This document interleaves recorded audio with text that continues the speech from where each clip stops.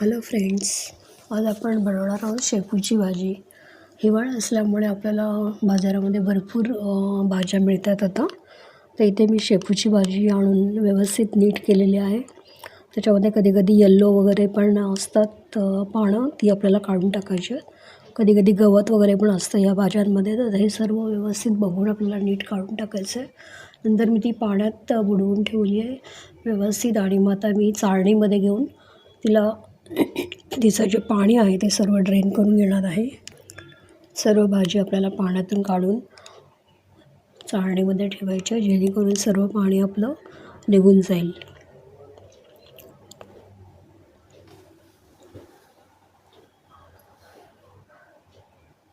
तुम्ही बघू शकता, ही भाजी मी पूर्ण स्वच्छ धुवून आता चाळणीमध्ये ठेवली आहे. पाणी निथळून काढलेलं आहे पूर्ण. एक 5 ते 10 मिनटं आपण तशीच ठेवूया, जेणेकरून सर्व पाणी त्यातून निघून जाईल.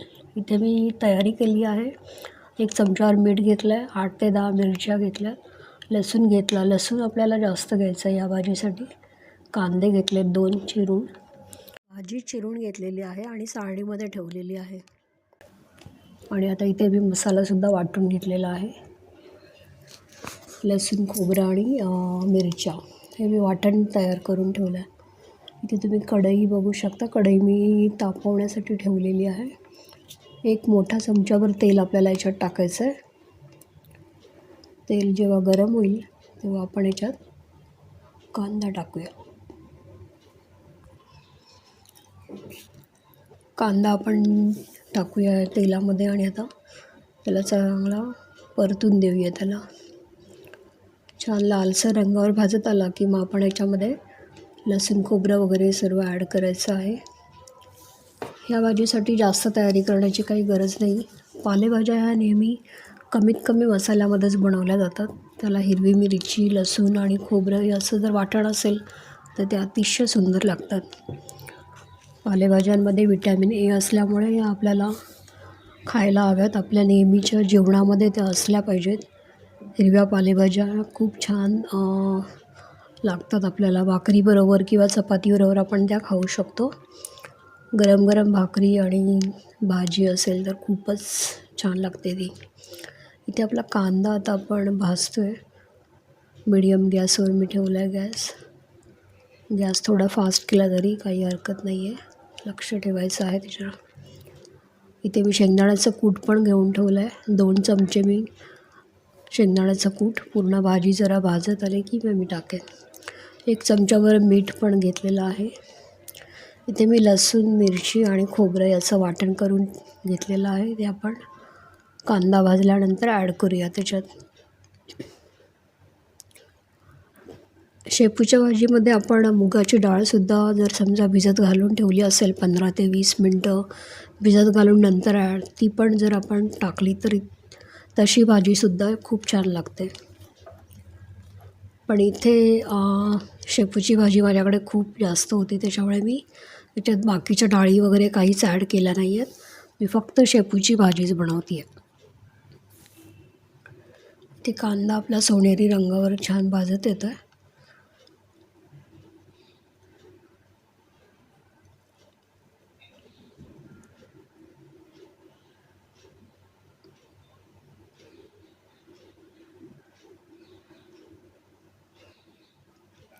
इथे आपला कांदा भाजलेला आहे.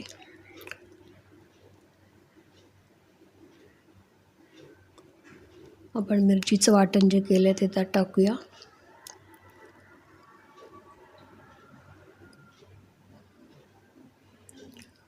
लसूण, ओलं खोबरं आणि मिरची हेच मी फक्त वाटण केलेलं आहे.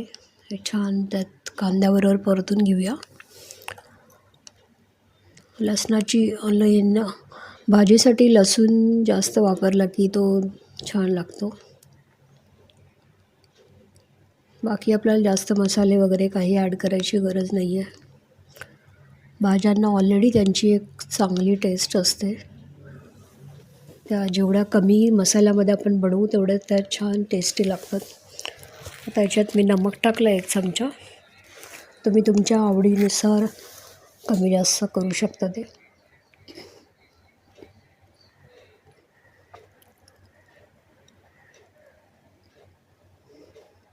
मीडियम गॅस ठेवलेला आहे.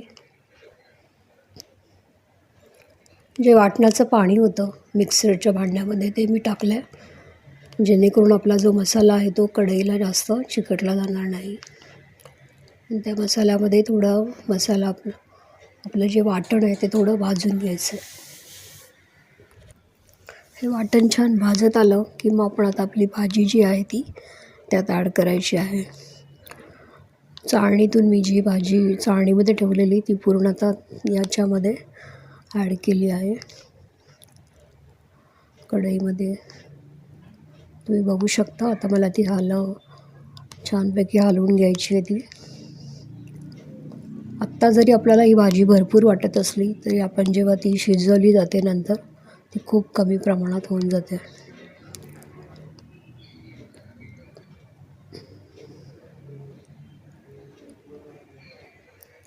भाज्यांना शिजवण्यासाठी तसा जास्त वेळ लागत नाही. एक 10 ते 15 मिनटामध्ये ह्या होऊन जातात.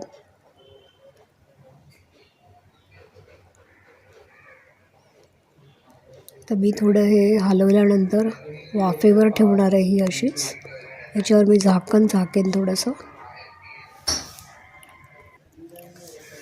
तुम्ही बघू शकता मेथीला आपल्या शेपूच्या भाजीला आता मीठ वगैरे आपण सर्व ॲड केलं आहे, त्याच्यामुळे आता थोडं पाणी सुटत आहे.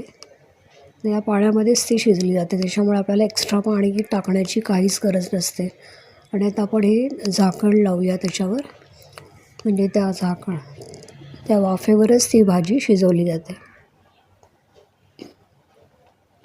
ते 5 मिनिटांनंतर तुम्ही बघू शकता पाणी बऱ्यापैकी कमी झालेलं आहे आता.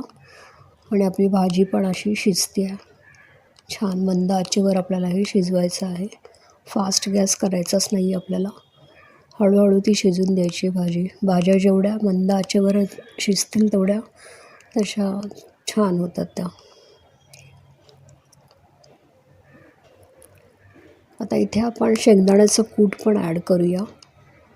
2 चमचे आपण शेंगदाण्याचं कूट वाटीत घेतलं होतं ते आता या भाजीमध्ये टाकूया.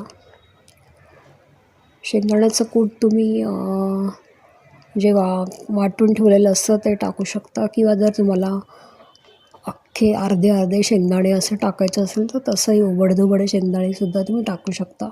ते सुद्धा खूप छान लागतं या भाजीसाठी.